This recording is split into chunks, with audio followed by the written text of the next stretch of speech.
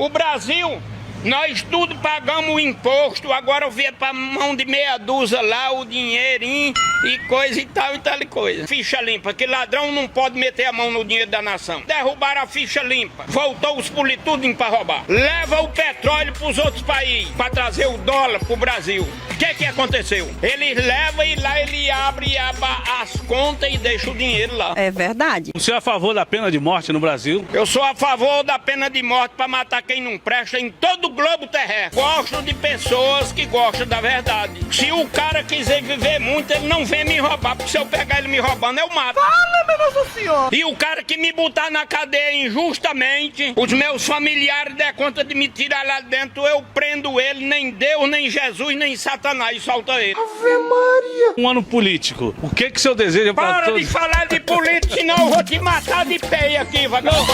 Eu vou contar agora uma história genial. Um cara